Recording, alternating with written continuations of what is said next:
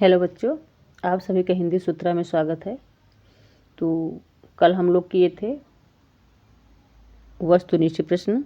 आज हम लोग करेंगे गद्यांश और पद्यांश से संबंधित जो प्रश्न आते हैं उसे सॉल्व करेंगे, कैसे हमें पेपरों में सॉल्व करना है। तो उसको देखेंगे कि पहला प्रश्न कैसे है, कैसे सॉल्व किया जाता है। तो खंड ब आता है वर्णात्मक प्रश्न, जिसमें पहला प्रश्न क्या है।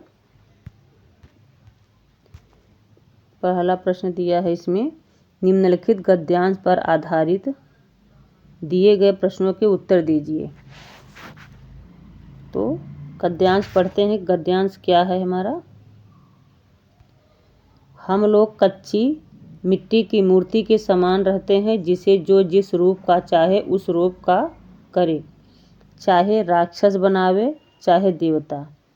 ऐसे लोगों का साथ करना हमारे लिए बुरा है जो हमसे अधिक दृढ़ संकल्प के हैं, क्योंकि हमें उनकी हर बात बिना विरोध के मान लेनी पड़ती है।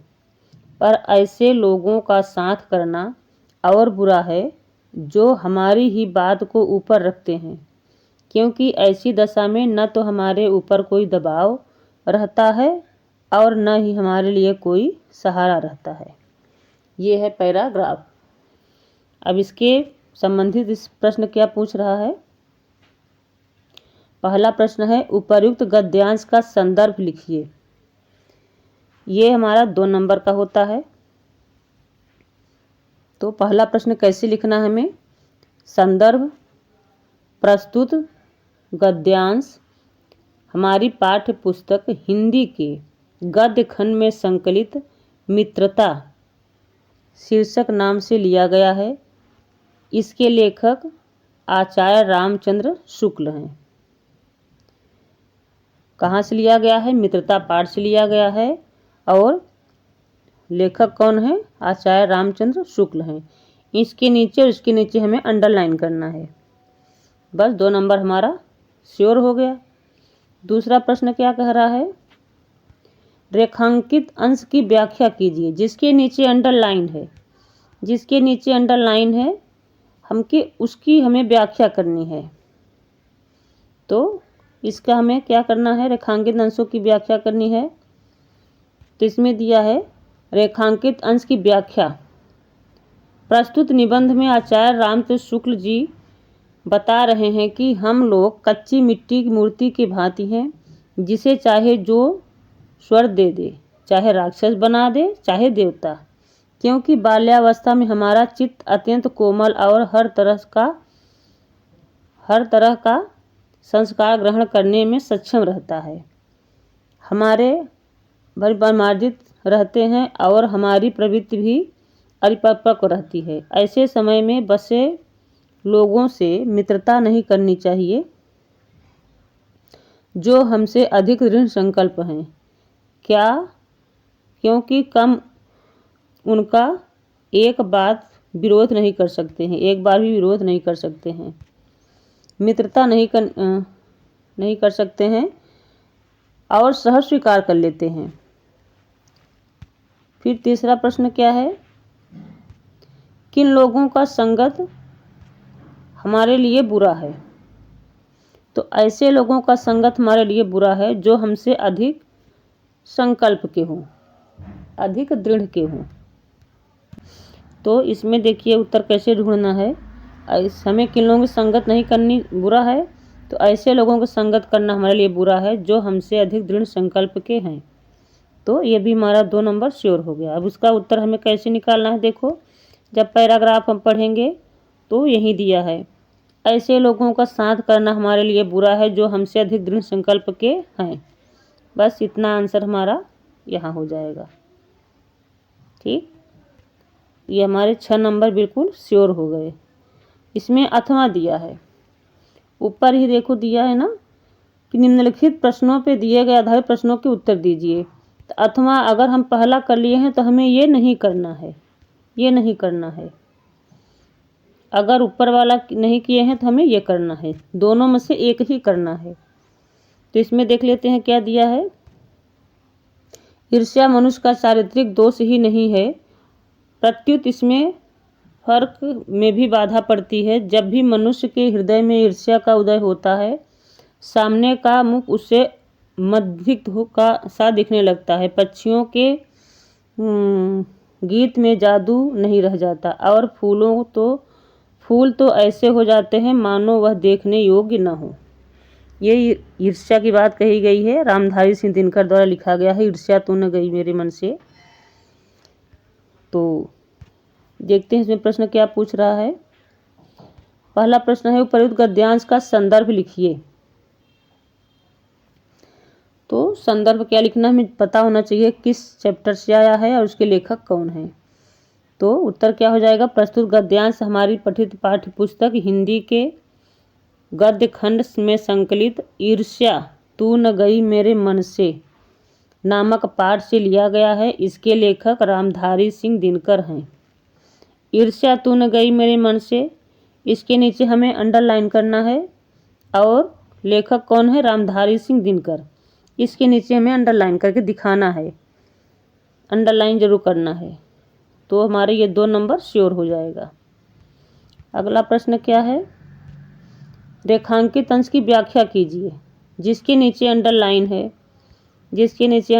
है हमें उसकी व्याख्या करनी है। ईर्ष्या मनुष्य के चारित्रिक दोष ही नहीं प्रस्तुत, इसमें फर्क भी बाधा पड़ती है, बहुत ही बाधा पड़ती है इसमें।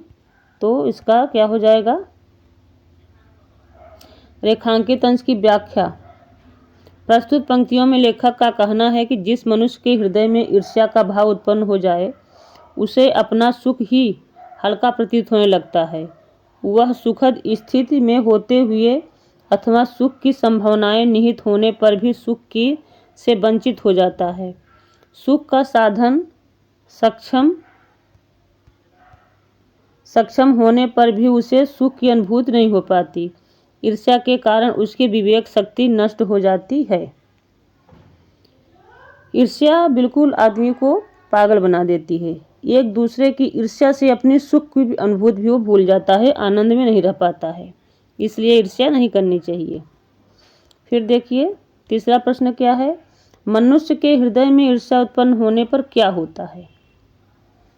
तो इसका उत्तर क्या हो जाएगा, मनुष्य के हृदय में ईर्ष्या उत्पन्न होने पर उसे सामने का सुख भी फीका दिखने लगता है। बस 2 नंबर श्योर हो गया। इसी प्रकार से ये हुआ गद्यांशों का। अब हम देखते हैं पद्यांश में कैसे करना है हमें। पद्यांश में भी 2 खंड आते हैं, 2 रहते हैं प्रश्न अथवा करके, तो हमें एक ही करना है, दोनों नहीं करने हैं। जो दोनों में से जो सबसे अच्छा आ रहा है, जिसका आंसर सबसे अच्छा दे सकते हैं, वही करना है। इसमें देखते हैं पहला क्या है, निम्नलिखित पद्यांश पर आधारित दिए गए प्रश्नों के उत्तर दीजिए। ऊधो मोहिब्रज बिसरत नाही, ऊधो मोहिब्रज बिसरत नाही, वृंदावन गोकुल वन उपवन संघन कुंज की छाही, प्रात समय माता जसुमत यर नंद देख ही सुख पावत, माखन रोटी दह्यो सजायो अतिहित साथ खवावत, गोपी ग्वाल बाल संग खेलत सब दिन हसत सिरात, सूरदास धन धन ब्रजवासी जिनसो हित जदुनाथ। ये सूरदास की पंक्ति हैं। तो देखते हैं पहला प्रश्न क्या है, उपर्युक्त पद्यांश के शीर्षक एवं कवि का नाम बताइए। तो हो जाएगा, प्रस्तुत पद महाकवि सूरदास से रचित है और सूर सागर से उद्धृत है, लिया गया है। 2 नंबर श्योर हो जाएगा। दूसरा प्रश्न है, रेखांकित अंशों की व्याख्या कीजिए। जिसके नीचे अंडरलाइन दिया है, ग्वाल बाल संग खेलत सब दिन हसत सिरात, सूरदास धन धन ब्रजवासी जिनसो हित जदुनाथ। हमको बस इतने का ही अर्थ लिखना है। इसमें क्या हो जाएगा, हे उद्धव, सूरदास जी लिखते हैं, हे उद्धव मुझे ब्रज के सुख याद आ रहे हैं, वे भुलाए नहीं जात। आज मुझे वृंदावन गोकुल की वन वाटिकाएं घने कुंजों की सभी के सुख सता रहे हैं। ठीक, 2 नंबर हमारा श्योर हो गया। फिर क्या है, श्री कृष्ण को ब्रज की कौन कौन सी बातें विस्मृत नहीं हो रही हैं। ये इसका उत्तर क्या हो जाएगा, श्री कृष्ण को ब्रज के वन उपवन, सघन कुंज की छाया, मातु हो गए, हम मातु रोटी, दही एवं दही खाना, गोपियों एवं ग्वाल बालों के संग खेलना आदि बातें विस्मृत नहीं हो रही हैं। यानी कि वन उपवन में एक साथ ग्वाल बालों के साथ खेलना, माता यशोदा का सुबह सुबह दही और रोटी का खिलाना, गोपियों के संग खेलना, ये सब बातें उन्हें विस्मृत नहीं हो रही, यानी कि भूला नहीं पा रहे हैं। 2 नंबर हमारा श्योर हो गया। अब हमें ये करना है या फिर अथवा करना है, दोनों में से हमें एक ही करना है, दोनों नहीं करना है। तो ये देखते हैं क्या है, निर्भय स्वागत करो मृत्यु का, मृत्यु है एक विश्राम स्थल, जीव जहाँ से फिर चलता है। धारण कर नवजीवन संबल, मृत्यु एक सरिता है जिसमें श्रम से कातर जीव नहाकर फिर नूतन धारण करता है काया रूपी वस्त्र बहाकर। ठीक, ये राम नरेश त्रिपाठी की है स्वदेश प्रेम से। इसमें देखो प्रश्न कैसे बन रहे हैं, उपर्युक्त पद्यांश का शीर्षक एवं कवि का नाम बताइए।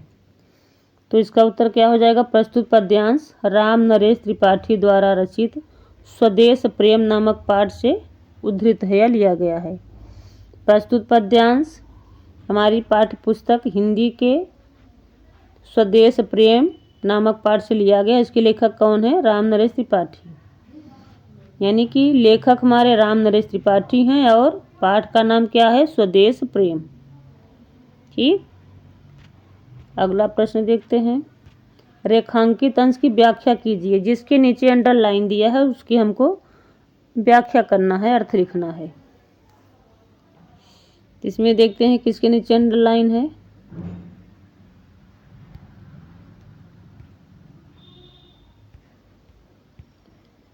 ये है, निर्भय स्वागत करो मृत्यु का, मृत्यु है एक विश्राम स्थल।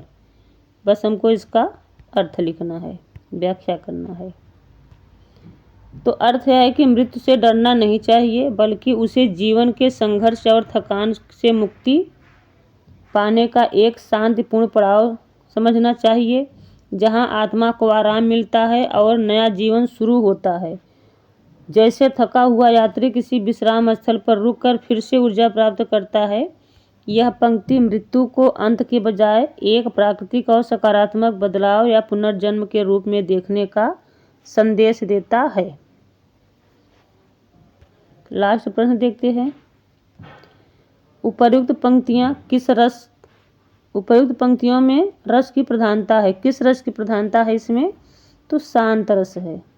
पूरे पंक्ति में कौन से रस है, शांत रस है। दूसरा ऑप्शन तीसरा प्रश्न हमारा ये होगा, सिर्फ हमें लिखना है शांत रस है इसमें। ठीक, शांत रस। तो ऐसे ही आप लोगों को प्रश्न सॉल्व करने हैं कॉपी में। पहले पैराग्राफ पढ़ेंगे अच्छे से, फिर उसको देखेंगे किस चैप्टर से आया है, चैप्टर का नाम और लेखक का नाम जरूर याद होना चाहिए। इसी प्रकार से फिर पूरे पेपर सॉल्व करने हैं। तो मिलते हैं नेक्स्ट वीडियो में। इसी प्रकार से अपना पढ़िएगा और चैनल पर नए हो तो चैनल को सब्सक्राइब जरूर करिएगा, बेल आइकन जो प्रेस करिएगा, ताकि जब भी मैं इसका नेक्स्ट वीडियो डालूँ तो नोटिफिकेशन उसके लिए आप लोग के पास पहुँचे। और वीडियो को ज़्यादा से ज़्यादा लाइक करिएगा और शेयर करिएगा।